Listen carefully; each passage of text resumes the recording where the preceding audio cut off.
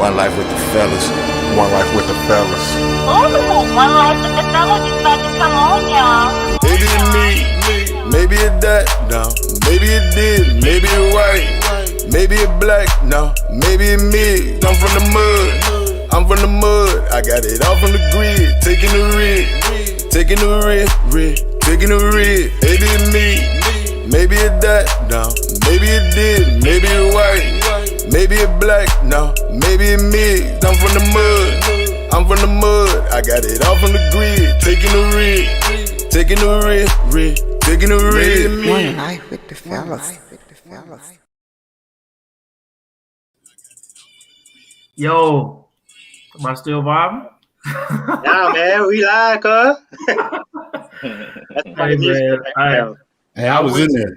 I wish everybody could have seen everything we had to do to get this thing rolling, man. That's golly. We should have had that line. That was comedy. Yo, but we back again, man. Episode 8. And again, well, as always, before we get started with everything, man, we want to thank everybody for just your participation and contributions to this podcast, making it what it is. And so we just concluded our last sessions and whatnot dealing with finances and financial literacy. And so we told you guys after that show we was going to be shifting towards mental health. And so I mean, there's been a lot going on too, man, here in the news and tabloids and stuff, man. You know, Dave Chappelle and the closer and everything that's been going crazy like wildfire. To John Gruden, one of the NFL coaches, he making crazy comments and stuff too, man. So, you know, it's been a lot to talk about, man. You know what I'm saying? But we're gonna touch on all that stuff for the sake of tonight. You know what I'm saying? But everybody doing good, man. Everybody good? Yeah, I'm living, man. I'm good, man. That's what's up. 98.6 degrees above ground. Can't get no better. That's what's up, man. So we're gonna go ahead and get into it. As we told you guys, we're gonna have a couple of guests, and we have one of our guests on right now. We have our other guest. She'll come in here shortly. But we have Miss Shamika Brock, born and raised in Lynette, Alabama. Ain't that right, Shamika? Yes, that's right. You sound too proud of that thing. Like, yeah, Lynette. Welcome to the show. Yeah, but hey, welcome. Thank you for coming on with us, man. Shamika is someone that I have worked with before. We used to work with at the Lee County Youth Development Center here in good old Opelika, Alabama. And so excuse our expressions when that name is announced. You know, that's where we work, you know. So anyway, if you need any background about that place, man, it's just it's a youth development center. Like I said, that's more so helping with a variety of different kids that's in DHR, or, you know, parents may have just had enough with them, had them to go somewhere where they can kind of just get themselves on the wrap and everything like that. So when me and Shamika was there, we saw quite a bit of everything when it comes to working with kids, and a lot of those kids dealt with trauma and everything too. So this topic in itself, man, I'm quite sure between me and her both, we can share a lot of stories. Just from the different experiences we've seen at that establishment, man. But Shamika, she has a bachelor's in psychology, correct? Shamika? Correct.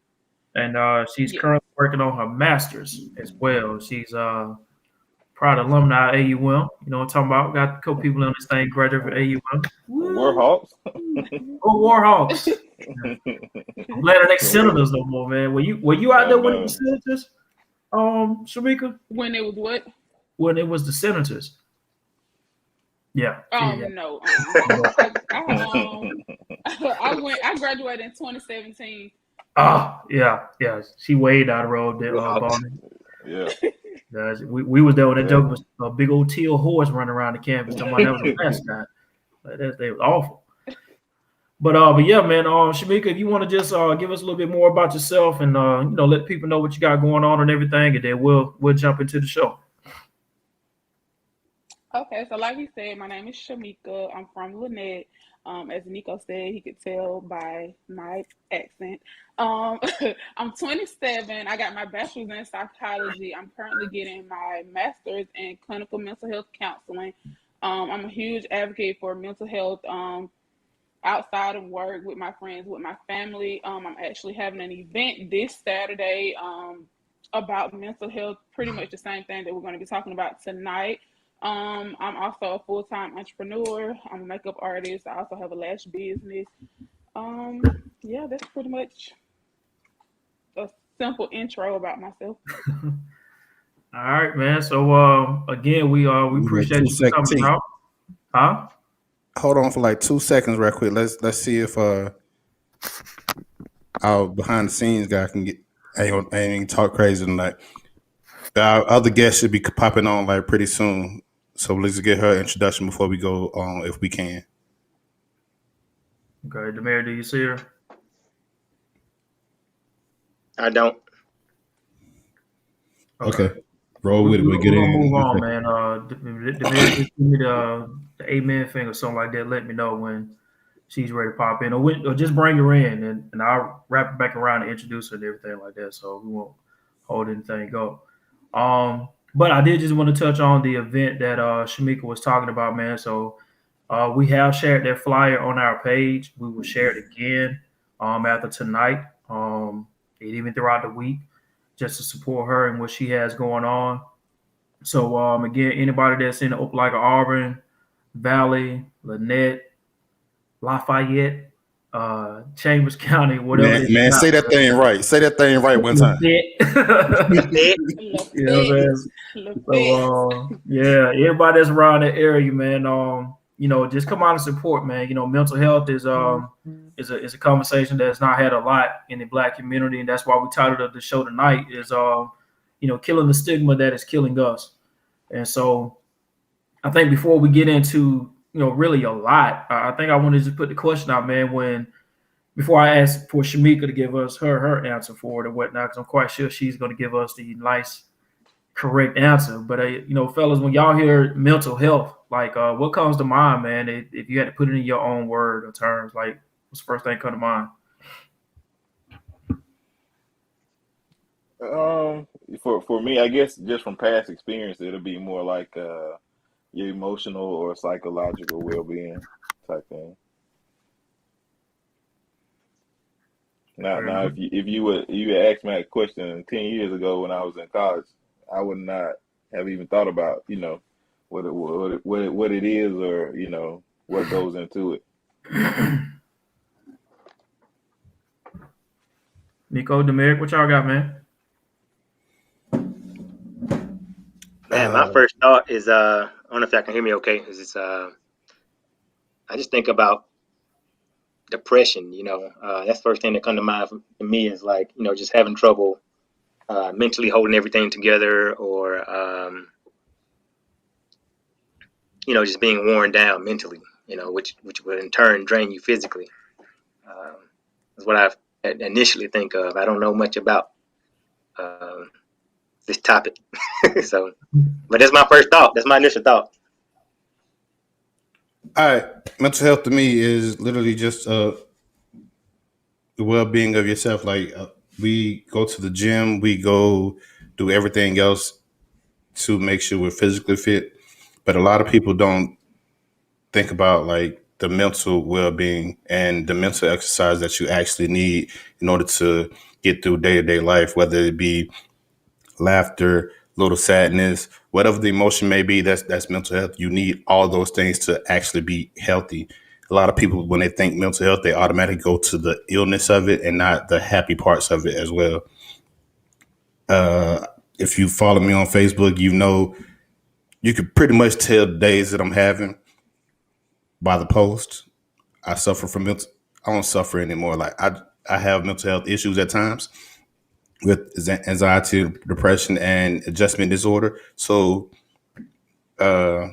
sensitive subject to me, but I think you need all those things. And also, somebody made a comment. It just popped on my mind. Like they said, normal people have mental health issues. We're all normal. Like nobody's perfect. So that's what like mental health means to me. I had to cut it off because I was going to go on a whole another tangent and bring it back real quick. So yeah, that's what mental health means to me. Just mental wellness and all the emotion that come with it. If I had to add on something, I mean, I don't really have anything to add. I think mine is more like what Bonnie said, just like just your being in a your mental health space about it, right? But like I said, I definitely don't look at mental health in the capacity that I do now that I did maybe even 5 years ago or 15, 20 years. But I definitely don't look at it the same way as I do now, man.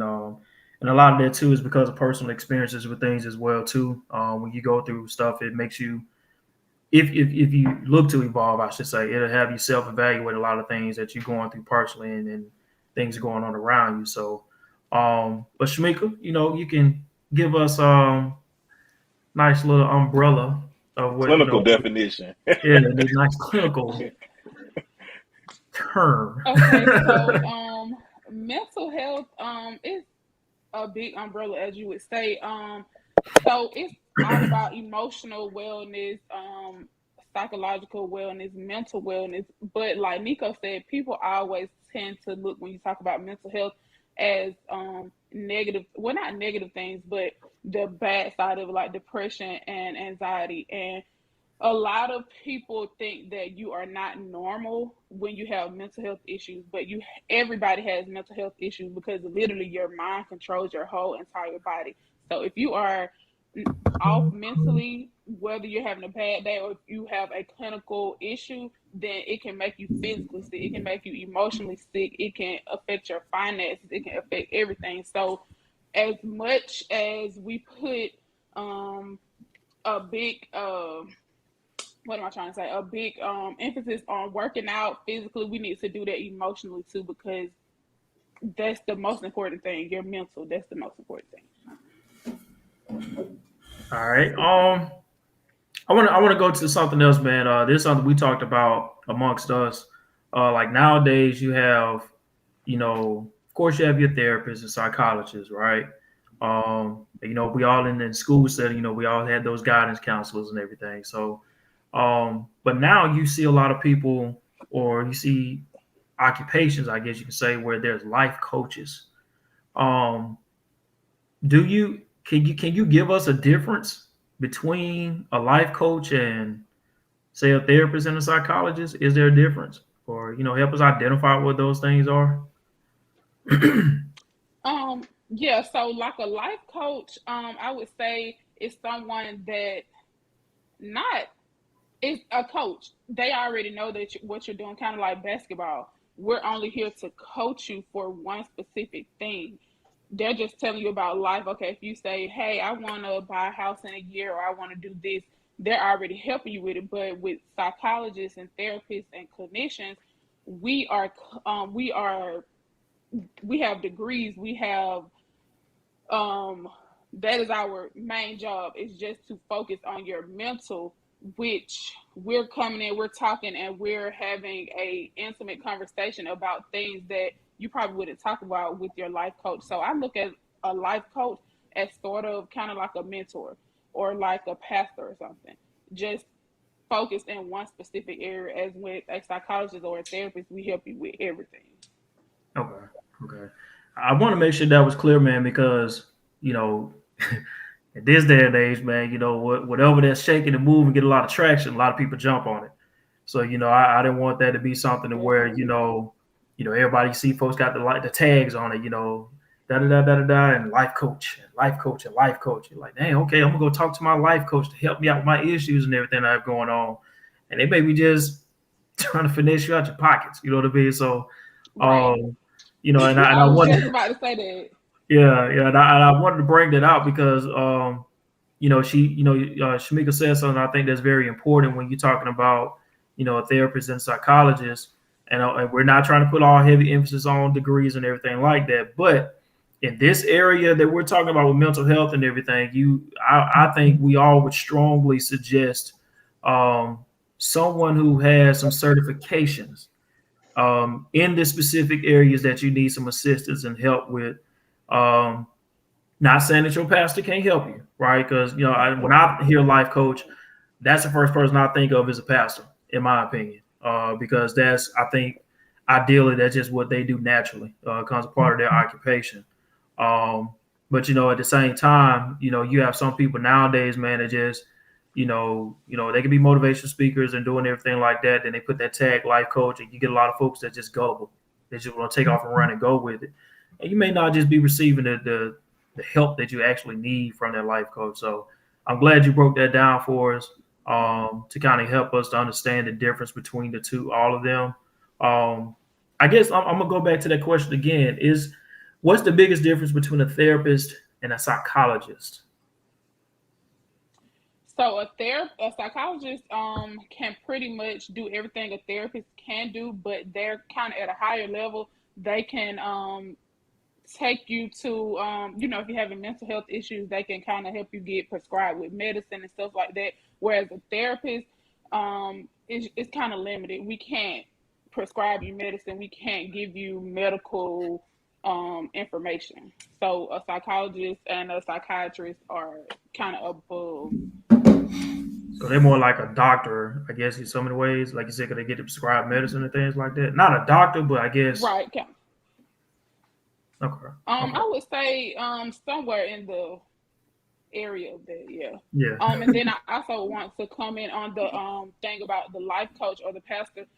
Therapists, psychologists, and clinicians and psychiatrists, they are legally privileged to give you information and to help you with that. Whereas the life coaches, I wouldn't say that's just their occupation or career that they chose, but they're not legally, and they don't have the right from the state to, kind of give you information about that.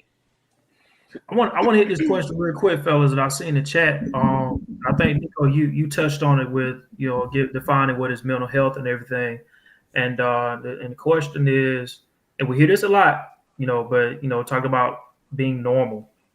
So, can we define what's normal? Is that something that can be defined? I guess. No. Because what's normal for someone may not be normal for someone else. So that part. Yeah, I don't think my normal would be your normal, right? Right. Like, just because you wake up at 5 o'clock in the morning every day, don't mean that I should wake up at 5 o'clock in the morning every day. Like, I may not be in that mental space where my eyes want to open that early. Hey, Timor, you talk to me almost every day. You think anything about my life is normal? No, I mean, yeah, but somebody else sent a message also that said life coaches focus on goals, whereas therapists and psychologists focus on your mental health. Okay, appreciate that. Hey, Demeric, did you want to go ahead and bring Melissa in real quick? Then I think that's sure. Good pause in the moment right there. All right, yeah, give it a pause. But yeah, Nico, I found out when we was roommates that in college, it's a lot of things that just wasn't normal. Hey, Melissa, how you doing? I'm well. How are you guys doing? Good. Cousin. Good. Hey, cousin. Hanging out, just chilling. What you up to? Just finished seeing my last people for the day. How are you guys doing? We're doing Hey, good. turn the professional voice off. Turn it off. Turn it off. Before we let you know, Melissa, we just really getting into the show. We just we have Shamika Brock, who's also on with us. She has a background in psychology and working on her master's as well. What was it again, Shamika? You working on your master's in? I'm sorry. In clinical mental health counseling. Yeah, clinical mental health counseling. So we have her on as well, and so we just basically identifying what is mental health and everything like that, as far as defining it personally and the clinical answer for it. So like I said, we haven't really got too much into it. But I will ask you, Melissa, if you don't mind, just introducing yourself first, and then the next question I'll ask, I'll lead it towards you to help us out with. That's all right. Okay, sounds good to me. So I'm Melissa. My professional title is licensed clinical mental health counselor. I specialize in all areas of mental health. You name it, I kind of do it. I have a specialization in sex therapy as well. So those are my credentials there. You see everybody's face. Hey, I had a question I was going to ask, but when she said that, I was like, okay, so about the sex therapy part, I was just joking. we may come back to that one. Then we may Show. at some point around. I'm quite sure everybody intrigued. Now, sex therapy. You deal with candy, no sex toys. Yeah, oh Lord. But no, like I said, I think the other question that what we was about to get to, because like our title for the show tonight is it's killing the stigma that is killing us. And when we're talking about us, of course, we're talking about the African American community, right? So the next question I was going to get to was going to be, what are some stigmas of mental health in the Black community? And I'm asking in two different ways. I'm asking in a way where prior to what you have, to your credentials and everything that you have, and then now that you have, now that you're on the other side of the table. And I would like for both of y'all to give us the responses on that. Melissa, you can go first if you don't mind. Okay, I would say before I get into therapy, the biggest stigma in Black America is that Black people don't go to therapy. We go to church. So that was always the difference in understanding mental health for me. When I got into mental health, even it wasn't understood within my family dynamic. And then, of course, not with sex therapy. As a therapist now, I will say being in the field, it is more widely accepted, if that makes sense. I think mental health awareness is being more to people of color, a better level of understanding, not that, well, that's just how so-and-so is, just deal with it. It's kind of moving away from that. We have a long way to go, but we're moving, if that makes sense. Right. Shamika, you want to give us your feedback on that as well? Right. I pretty much was gonna say everything that she said.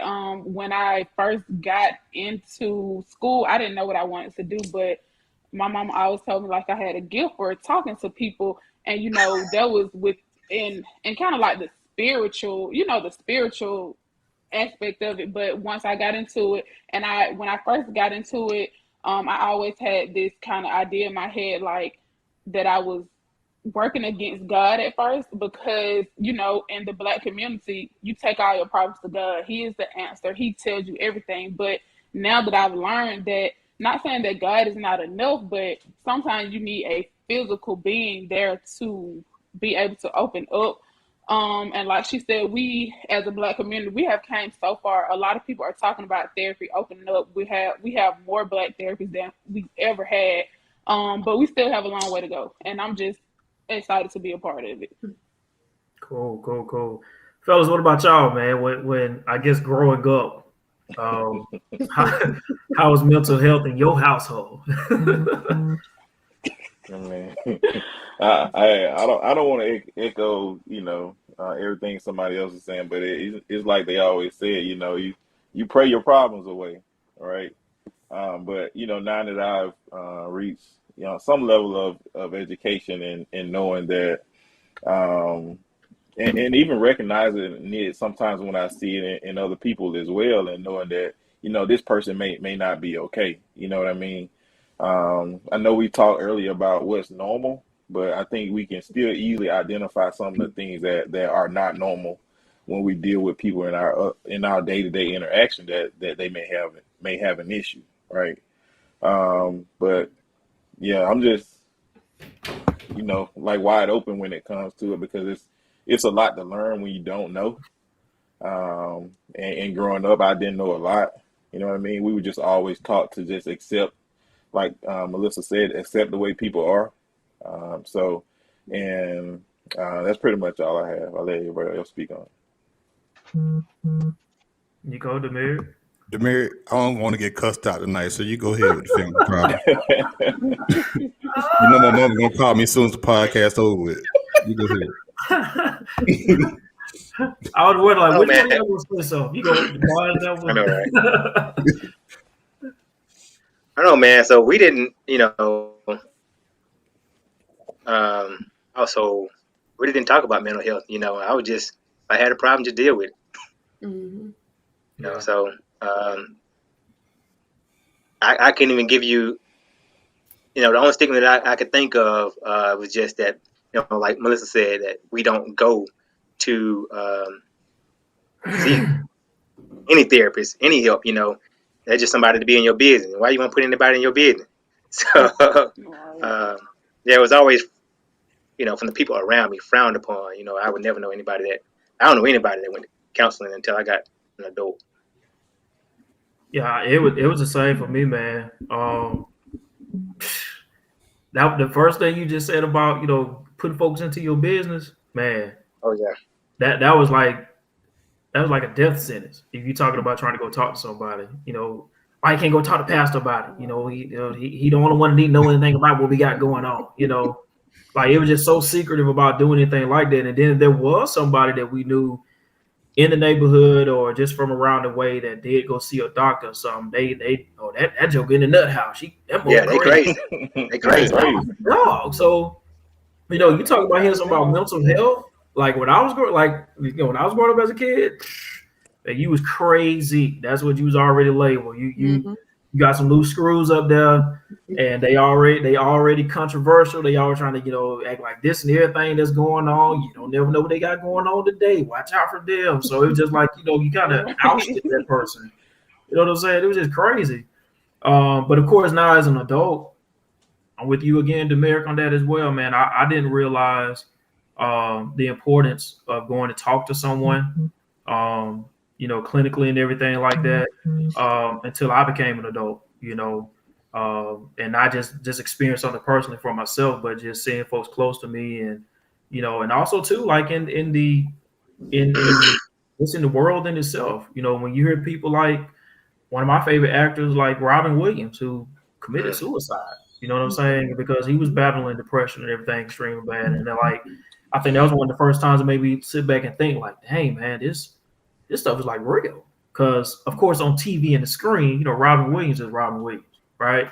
So, it was like, dang, man, he took his life. So it makes you look back at yourself like what's going on around me? You know what I'm saying? Am I all right? You know what I mean? Do I need to check myself on some things? So. Hey. Speaking of Robin Williams, man, when I first heard about him, I was like, dang, that dude got a lot of money, man. What he sad about? Exactly. That was my first thing, too. Yep. But which the two do not equate at all, but no problems, man. But Seymour, to go back to what you were saying, man, about mental health, bro. I remember, I think it was like 7th or 8th grade. I'm acting out in school. I wasn't acting out of school. I was laughing at somebody else acting out in school who I'm not going to snitch on. Bro, my mama took me to the recruiter office because she thought something was wrong with me. She was like, you just need to go to the military right now. I'm like, why? And then that didn't work, so I had to go talk to Rev McCullough every Sunday, Wednesday, Saturday. I'm like, why we in church this much in the first place? I don't even want to go to heaven at this point if I got to go to church this much. That sounds like Nico. Right. So that was mental health, and then she was like, just pray it away. Like, first of all, Mom, you're telling me to pray. You ain't taught me how to pray. You just want me to talk to some person, some being that's supposed to solve all my problems when I got to go to school tomorrow and deal with this same problem. Mm-hmm. Like, so how is that gonna help me? And I didn't actually go to a therapist until my 3rd year in the military. My supervisor was just like, bro, like, go to therapy. Just like walk out right now and go to therapy. Go to mental health and tell me you need to be seen right now. Hey, I want to post it. I want to post this right. And that was so good that he did that to introduce you to that, because in the Black community, it is such a broken tradition that we just continue to carry on. But now that we are kind of in 2020, 2021, we are starting to break that now. Yes, people like my mom's age, my mom was 62. Of course, they still are going to have a hard time with letting that barrier go. But us, now that we're older, and we're learning this stuff, we gotta break it up. We gotta break it up. Now, I saw the comment that Demeric put up there. I don't know if you guys saw it, Melissa, where we've got to change the word until it's perceived. What are y'all thoughts on that? Mental. How can you do that? I don't think that we need to change the word. We need to be more educated on the word. What does that mean? When someone says physical, we automatically look at our body, right? We're able to see a hurt, we're able to see a bruise or blood or something like that. But because it's something that's not seen, it's harder for us to understand. But if I'm going to connect back to what all of us have said on this podcast, we were brought up to pray to something we didn't see. We were brought up to, take all your problems there to something we can't see. But why is it that we can't respect that mental? We don't need to change the word. We need to change the level of understanding. And I think it goes to what Shamika was just saying, as far as like this generation here with us, this age group that we have on the podcast, doing things like what we're doing tonight, I think is very critical and huge, because we're not only educating ourselves, of course, but regardless of any of us have kids or not, we're still planting seeds for those that's coming up behind us. Whether it's our little sister, our little cousin, nephew, niece, or whatever it is, they're gonna have a different context of when they hear the word. To Joy's point, not so much like Melissa just said, not changing the word mental, but just having that educational piece behind it. See, there's another comment that pride is what prevents us from speaking on sensitive subjects. I definitely agree with that. I agree with that too. How many times with you guys, Melissa and Shamika, have you seen where, you're helping someone from the clinical side of it, and their biggest bout is pride? Like, how have you knocked that barrier down, dealing with pride when you're dealing with someone? Okay, well, in my perspective, I typically, first and foremost, especially with my people of color, I remove, like, listen, we're just regular two people talking. We're going to remove anything else off the table because I'm no better than you. You might be going through something today that I went through yesterday. And I'm going to take away all of that so we can have that commonality. And then we're just going to talk like two people getting to know each other. And honestly, in taking that boundary down and just having a relaxed atmosphere, naturally the pride just kind of chips away. I'm going to be honest. And just to throw this out there too, because I was reading one of the comments on the side, and it was like, about the pastor. I just want to throw this out. I knew I was doing something right when, as it stands right now, I have two pastors as my clientele. These are people who run churches. They have their congregation that are coming to them, on and on and on and on and on. But when they come here, they're just human. Mm-hmm. They're not a pastor. They're just a person who's still living in the flesh. And the first pastor that I saw, I didn't know he was a pastor till after I'd seen him for almost a year. Wow. He didn't say anything. I knew he did something in the church, but it was one session. I was like, why are you worried about the church? You need to mind your own business. And finally, he's like, well, that is my business. And I was like, well, now we're on to something. So, that's just my perspective. Now I'll clear the floor for Shamika. Just to kind of piggyback off what she said, I wouldn't say pride is what prevents us. I would say it's trust. Pride plays a little part in it, but I think it's trust because, again, in the Black community, it's so hard for us to trust, backdated to slavery and all of that.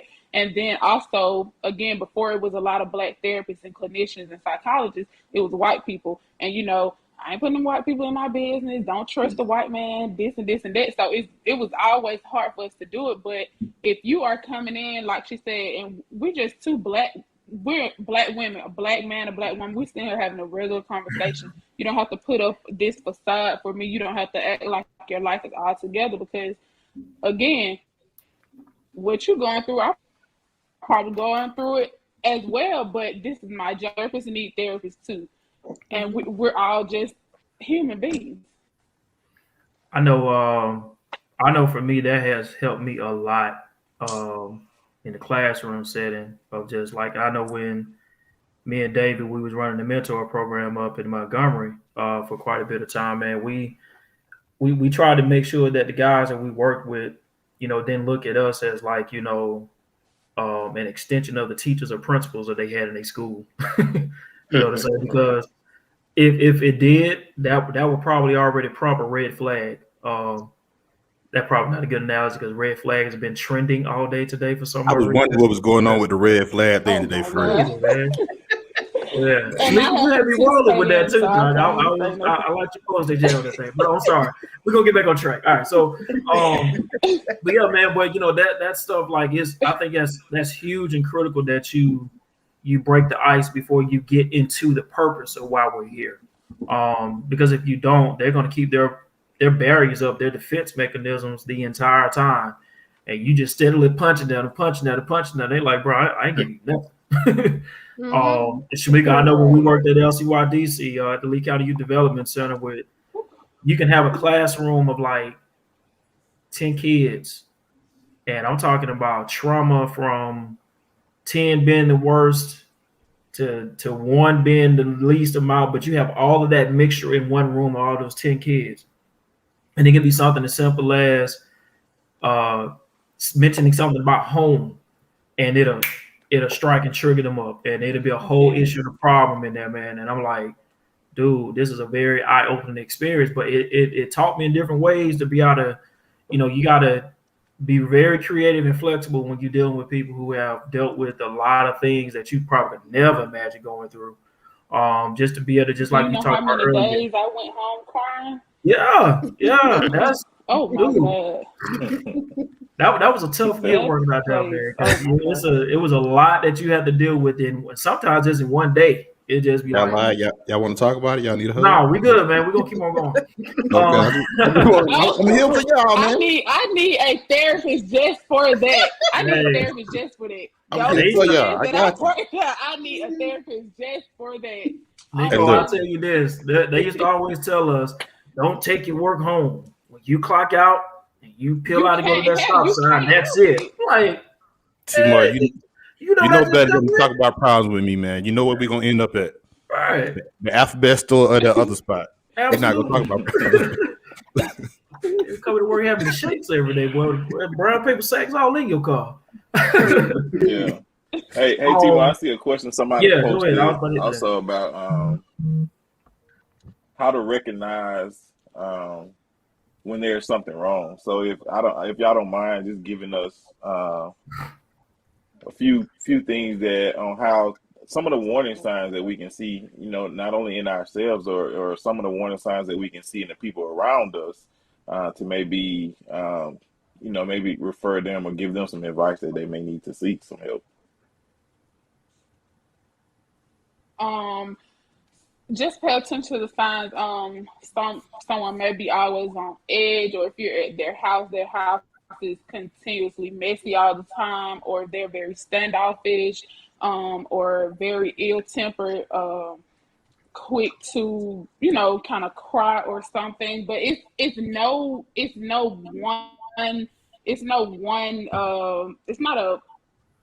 what is the word I'm trying to say?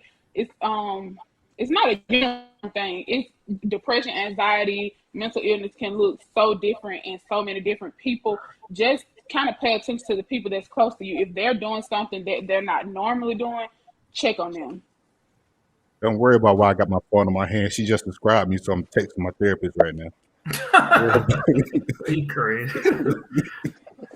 I'll piggyback off what she said. And part of the question was, how do you convince someone to seek help when they're mentally ill? I'm going to be honest. My first thought is, when I see that, is less than just be two humans. A lot of times when we're trying to convince someone of something, we're finger pointing. That's never going to get someone to say, okay, yeah, that's me. It is more so, okay, let me come from a place of care and support. Let me say things like, well, I've noticed this. How are you feeling? Give that person a time to give a response, to have a rebuttal. Because what if it was just a bad day that you experienced that you was around them? Is this long standing? Is it interfering with their day to day? And you take a stance of support, because as soon as someone feels attacked, it's two attacking people. You're going to defend yourself. So maybe not being as finger pointing, you need to, or you got to, or you're crazy, because that's usually how most people approach it. You need to go see someone, and it's very attacking. Never looked at it that way, but that's a good point there. So I got a question. So if you do see a problem, right, and you're trying to talk them to going, how do you necessarily find the right therapist or the right person for them to see? I usually And suggest I'm that not just saying between not just between a therapist and a psychologist, but just the right specialization and all that. Like, how do you find the right person for them to actually talk to? Because let me tell you, when I and be honest, so when I look for a therapist, the first thing I look for black therapists because I feel like they understand where I'm coming from as far as my background. mm-hmm. So and then I just go down the list of just me. But I don't know how if that is necessarily the right way, or should I be looking at just certifications or what they specialize in or anything like that. A little of both, I say. When you're trying to like assist someone else in finding, like there's all kind of platforms to find therapists on, but I would say go after what means the most to you. If it's finding someone of color, find those platforms. There are so many, and I'm going to drop a few, so hopefully you guys can catch them. But Therapy for Black Girls is one. I love the platform. Love, love, love. I love when I get women of color from there. There's also Therapy for Black Men that is new and progressing. Those are, avenues that if you want a person of color and you want that relatability. Also, if you're trying to convince someone else or show them that, hey, maybe you could try this, maybe sit down with them and say, hey, well, what would you like in a therapist? What would you like that person to look like or talk like? Or, like what would you like their specialization to be versus you saying, well, go to this person. I found this person for you. Now you do it. That's unrealistic. Yeah. Hey, my therapist went to Auburn University, so I knew I was all screwed up. Oh my Lord. So, I'm like, I was part of partying with you, dude. Like, Therapist party why y'all laughing at me? I'm being honest That right kind now. of life, man. Therapists turn up. You already know. Right. Look, Therapists he turn all was the way too up. turned though. He was way too turned. When I told him where I was from, he was like you mean like from Auburn, like Opelika area? I'm like, yeah. He went to school that started showing me diplomas and degrees, and I'm like, bruh, I can't even talk about my problems. I didn't want to party no more at this point in time. And then he asked me why I Especially wasn't after telling 5 the truth. o'clock. Hey, that's what I'm saying. Happy hour somewhere. That's for everybody. I had a question. I know Charlamagne the God is someone who's been a real big advocate on mental health a lot lately, and I saw he had like some type of little platform here. I think over the weekend or something like that, where it was driven about mental health and everything. And there was a guy on there mentioning about um, when the man says I'm tired, listen to him. Um, we're four black men here, and it's kind of stemming from all of us being in this pandemic. All of us are fathers and head of households, and so being a provider, breadwinner, all these other titles and stuff that comes along with it. So how can we get support? Because I think this is one of the stigmas that we have as black men that we can't show weakness, right? We have to continue to push, be that stronghold, that force, and especially like I said, in the day and age now where this pandemic has brought upon a lot of uncertainties for everybody. Um, people losing jobs and everything like that, not knowing where the next pay gonna come from and everything. So we can go for days about all of that. But what advice would you have for us four black men here on this show, and for everybody that may be chiming in, like how can we um, be okay with being tired? I guess. I would initially suggest this, and I know this is going to sound strange, but this is what I would tell someone in my office. For one, before you ask for help, sit and ask yourself, what is it that you're looking for? What is it that you need? Because you can't go to another individual saying, help me, but I don't know what I need help with. If we are in a clear state of mind, we're able to say, I'm tired. What is making me tired? Is it something that I can take off my plate? Because a lot of times we add stuff on it that we don't have to do. We're just choosing to do it. That's right. So before you go to ask someone or tell someone, hey, I'm tired, I'm exhausted, I would say, let's look inwardly. What is it that I'm expecting? What is it that I want? Because I can't expect someone to give me that, and I don't know what it is myself that I want. I got another question out there, That but I'm is gonna such a see if good Shamika answer. had anything to add to it. Got to get a golf clap right quick though. Stop it. I would just say there's strength and vulnerability. You don't always have to put on this, oh, I'm such a macho man. If you are tired, tell someone that you're tired. If you're not having a good day mentally, tell someone, hey, it's not a good day for me. You know, you don't always have to be such a strong man. It's nothing wrong with being a strong man because that's what men are. But it's okay to be vulnerable. So how can a man, because this is and I'm giving this question from what I'm seeing with the young men that I see in the classrooms now. Um, when you're talking about, to the point you said, Shamika, about being vulnerable and everything, how can a young man who's coming up now understand those points that you just made if they haven't had that example in front of them at all? Is it possible? Oh, that's Excellent hard. question. It is possible, but it would be hard. Especially if they're coming from a home that doesn't show emotion, or the man is the man in the house and he doesn't show vulnerability. I would say, like she said, ask what you're needing help from, and then probably seek out help to a mentor or a guidance counselor, someone at school, someone outside of the home that you are comfortable with and that you trust. Okay. I'd have to say I agree. And then also, just as an additional barrier, maybe just vocalizing, just because this is the way in which you're brought up doesn't mean that's the person you have to be. Because understand, we're only obligated to, and honestly, it's changing now because the generations after us, they are not do as you told kind. Trust me, I see them every day, and they're not. They're like, you're gonna have to make it make sense to me. That's So right. with that being said, just maybe having an okay of saying, well, you know what? It's okay for you to not feel like you fit into what you're supposed to do within your family dynamic.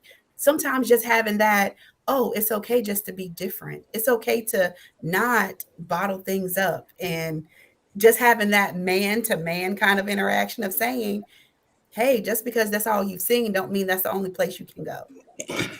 A word. That's what she just said. A good one then too. I mean, you see how I raise my kids. They just Right.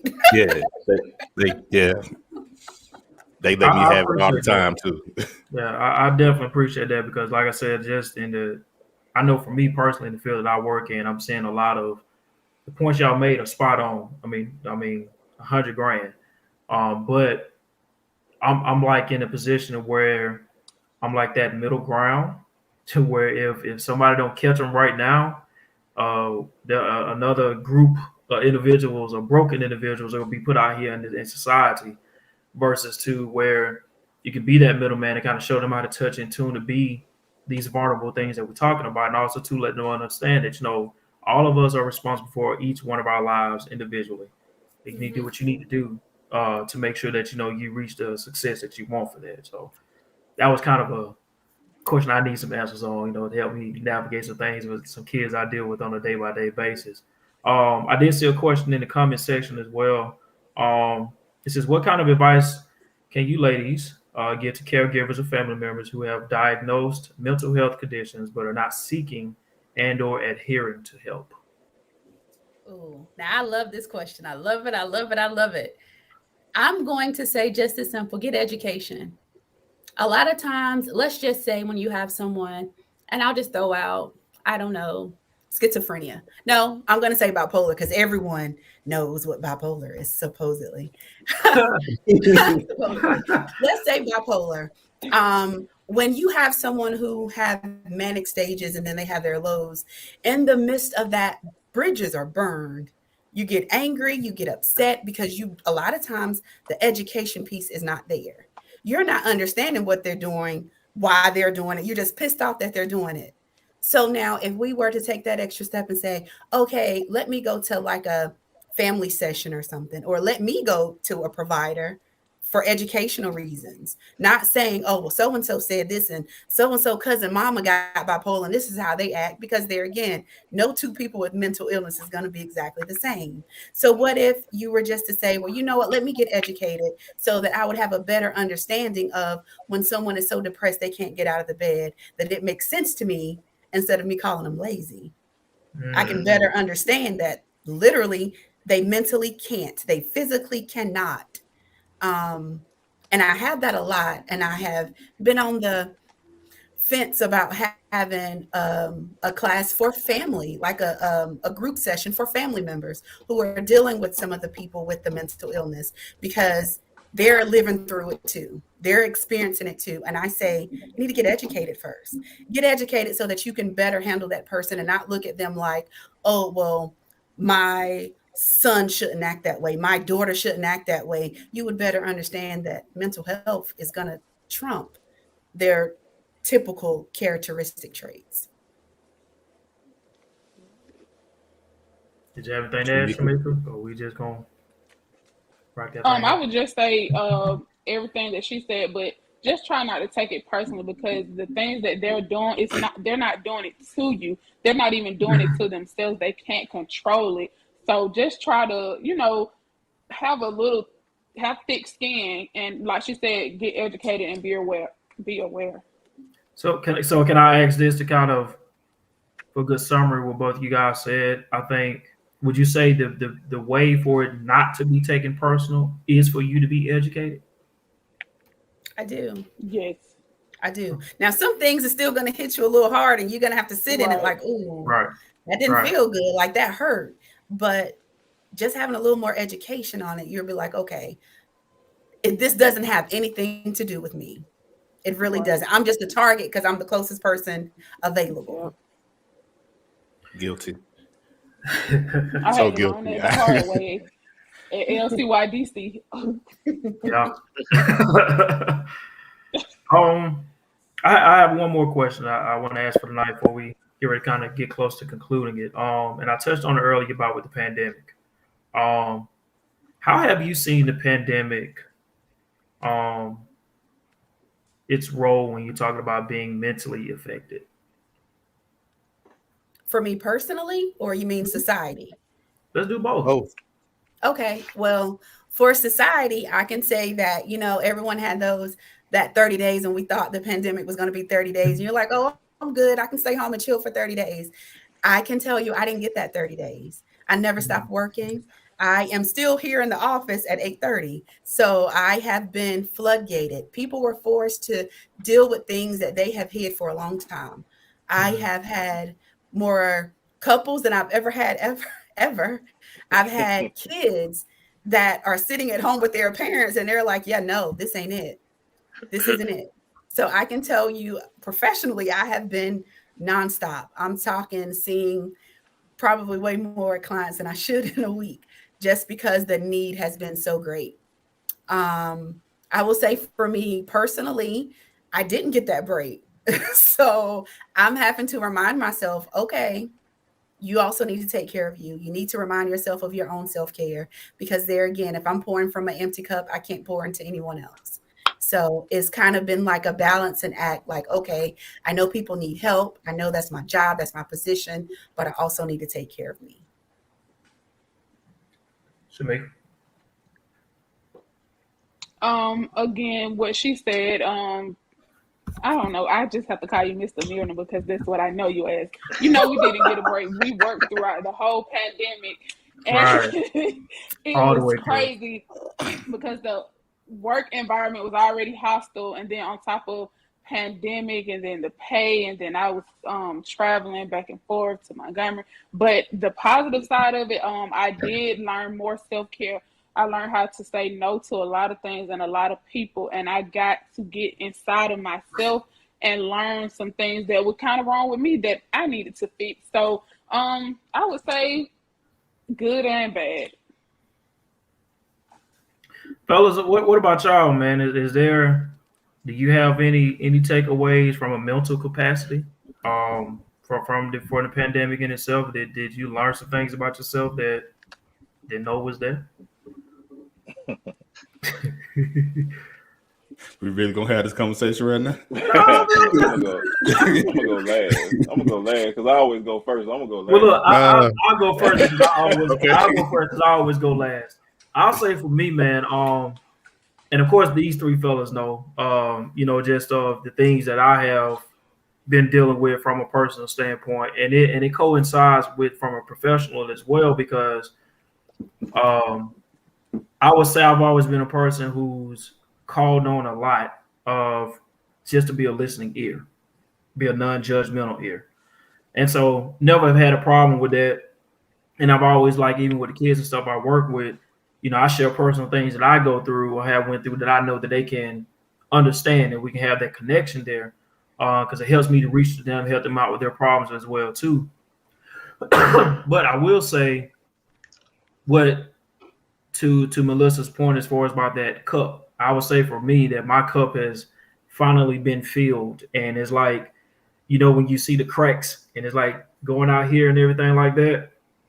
I'll currently say that's like the state where I'm at this point, where it's like I'm realizing a lot of things that are triggers or that push me a little bit further than what they never have had before. And I'm catching myself for that. I'm like, dang man, why? And I'm realizing it. And that's the weird part for me is like just really realizing all these things that are happening as far as how I perceive things or what I can't tolerate anymore. And it's like, all right, we got to put a stop to these things. So how can I go about it differently? And I would just say for me, I know one thing that I have done prior to that I have realized with the pandemic and everything has been really passive aggressive with certain confrontations. And now I'm at the point where it's like I have to let my piece be known. Whether you want to agree with it or not, that's fine. But at least I know where this person has heard where I stand, what my position is, and this altercation that they may have with me or this misunderstanding. And then we can walk away agreeing to disagree. And when I find myself doing that, I'm at more peace with doing things and moving forward. Where back in the past, I look back on things, I'm like, dang, I see how things just kind of mounted up because I would kind of just passive aggressively, deal with it. Or like what we touched about earlier, I just go pray about it, go on about my way. So, I'm trying to get a balance of both. I would say that's been the biggest thing for me. So Now that you got it out the way, you cuss me out one more time, I'm pulling up. Promise. I'm pulling up. Nah, but probably everybody, let go. I'm with it. nah, but with me, it was pretty much our conversation we had today. If you don't mind, I'll share it. Basically, it was me. At one point in time, I was just cold. Like I wouldn't say I was cold because I really cared about the stuff that was happening. I just didn't show it, and it was a whole. I hope YouTube don't censor us for this, but I gotta say it like this. I just really didn't give a fuck. But now I'm way more emotional and I don't mind expressing that emotion.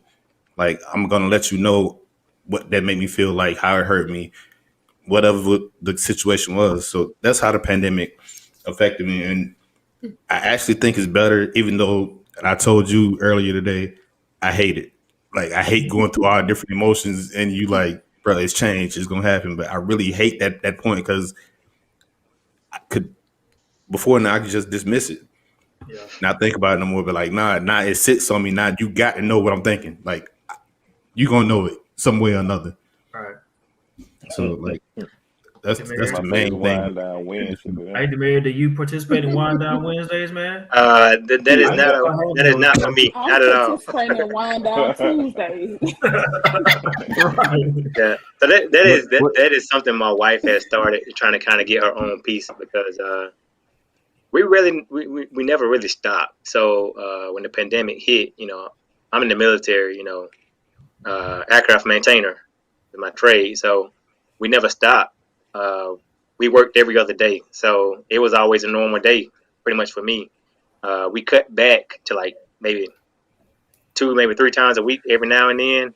So it never slowed down. And on those days, me and my wife was at Lowe's or something like that. So trying to do projects at home. I feel like we grew closer over that time, which is kind of crazy. We weren't arguing as much. So I will say I do. I'm like T-Mar now. I find myself, unloading a little bit more often, and because I've always been that passive aggressive person. I feel like every argument it's gonna blow over, or something I get mad about, it's gonna blow over. It's not gonna happen again or whatnot. So, but I do speak up more often now because I don't want to be like one of these couples that y'all say, you see it in your seeing on your set, or they coming to talk to you because they having all these issues because now they staying at home. So it's crazy. So my wife, she started doing wind down Wednesdays, and I said, "All right, you gonna do wind down Wednesdays? I'm doing F on Fridays." Angry man. So angry man come out just then. Put him back up. Oh, man, So, that's and cool. we kind of joke about it, and I just said that jokingly, but I do try to spend my time on if I can on Fridays. Like I love high school football, so I have been making it a point to go see a game. This is the last year. I got a little cousin playing, so I make sure I go see him because that does make me give me a time to relax and wind down because Milner, my only friend out here that I really talk to, so he's busy, got his own thing. So I try to find other things to do to kind of keep my mental space, my head in order. All right, Murray. Oh yeah. So for me, I think what the pandemic did for me, it just helped me realize some of the things that we may kind of take for granted, right? So, like at the very start of the pandemic, um, me and my wife had my baby boy, which is our youngest, and so I got to see him grow up, just being at home now from the date of his birth, right? All the way up until he's almost he'll be 2 in December, right? So those are some things that I would not have imagined just being in a capacity or an ability to where I could just spend that much time with my son, at watching him grow up from being such a small baby to kind of like where he is now, right? Also, some other things I realize is how healthy your child can be if you don't send them to daycare. So I was like, that's, I tell people about that a lot of times. They was like, I don't believe that. I said, look, let me tell you, I don't know if he got he came out with one of the strongest immune system, or I can't imagine the things that are passed around in just child care facilities like that. But that's one thing that stood out to me with him, with just being at home and not, being in daycare or whatever. And so, I was blessed to find something that also just continued to allow me to work from home as well. So I can be in that capacity. All right. Well, I'm gonna ask for Shamika and Melissa if y'all have, because we're gonna go to wrap it up. If y'all had like any positive tidbit to give and leave us with, we're dealing with mental health, because again, this won't be our only episode that we'll have with mental health. Today was just more as an introductory. This is a very deep topic to have. It's so much that you can unpack on this thing. We could probably go all the way to the end of 2022 and talk about mental health. But we just want to try to scratch the surface tonight. We appreciate all the input that you guys have given us. Yes. So before we leave out, we just wanted to know if there was anything that y'all can give us and the people that's watching tonight before we get ready to conclude. Well, I'm just going to suggest that everyone gets therapy. It's an amazing thing. It feels good to be able to talk freely in a non-judgmental space. And sometimes you need to just unpack it to a listening ear, and you don't have to focus on it being brought back up in a negative way sometimes. And I'm just going to say, overall, I just feel that it's okay not to be okay. That's right. It's okay not to be okay. I would say education, awareness. Again, I will always say there is strength in vulnerability, self-care, and just talk about it. Keep the conversation going. All right. So Melissa, for those that real quick before we get off, because like I said, you already in the office. Mm-hmm. So for anybody that may want to reach out to you in the area that you reside in, that may be following the show, that you have Or maybe a Zoom call. Yeah, a Zoom call and thing like that with potential client. Did you have some information that you just want to leave, or you can leave with us, and we can post on the page as well? Okay. Well, I'm Melissa Faison. I'm at Santos Counseling. This is a practice of color, so I enjoy that. You can find me on Psychology Today, Melissa Faison. I'm on Therapy for Black Girls, kind of everywhere. I do telehealth. I think that's about it. Faison, And where are you Faison. located? Yep, Faison. I'm sorry, Shamika, I didn't hear you. Oh, I She was asked where asking, you where are you located. located? Greensboro, North Carolina. Okay. Mm-hmm. And Shamika, you know, same thing with you. If you want to, you can just give us tidbits again of the event that you got coming up this She could Saturday. be a life coach right now. Right. Could be that. But again, I'm having a free event this Saturday. It will be in Valley, Alabama. It is called Black Mental Health Matters. We will be destigmatizing mental health in the Black community. We're gonna have some. We have 2 licensed therapists coming out. Myself and a motivational speaker. We're gonna have fun. We're gonna eat. We're gonna educate ourselves, and we're gonna be aware. So if you are in the area, and I think we are going to live stream it on Zoom or Facebook. So I'll post the link in the group, and I'll post the flyer again in the group. All right. Well, we definitely appreciate y'all too again for all the education that y'all have given us and advice. We appreciate those that have been in the comments as well with the questions and comments that y'all have had as well too. I think we did a solid job of breaking the ice, man, of just talking about mental health and just introducing it, getting us to get our minds to think about some things a little bit more. Because these next couple of few episodes that we have, we're gonna dive into this thing to some real deal issues that are going on within our Black community when it does come to mental health. So, Melissa, you coming back? Anytime y'all need me, I I'm was about here. to say, yeah, we may have y'all back on with another guest or two, man. So the more the merrier, you know, because we like the merrier. You know, collectively we know some things about mental health, but we even sit over here and try to act like we got it all figured out. Hey, You know what I'm Right. saying? we not the So, experts. I didn't I go know look we right, into no whatsoever. this. So, but yeah, so we appreciate you all. Y'all have a great week moving forward. So, Nico, you want to go and take us out, my guy? All right, so normally I would tell y'all how much I love y'all and I want y'all to have a great day, but I want to challenge y'all. Okay, so Oh, instead of, I'm still gonna say that too, by the way, but oh, instead of saying you had a bad day, right? Like think of it as just that bad 5 minutes that you just had, and then erase the thought and go on with the rest of the day. Think of something positive about yourself or whomever. Give somebody a compliment. Do something positive. Let's not give negativity all the light in the world. With that being said, I love you. Hope you have a wonderful day on and with purpose every day. Peace and blessings. see y'all. Peace.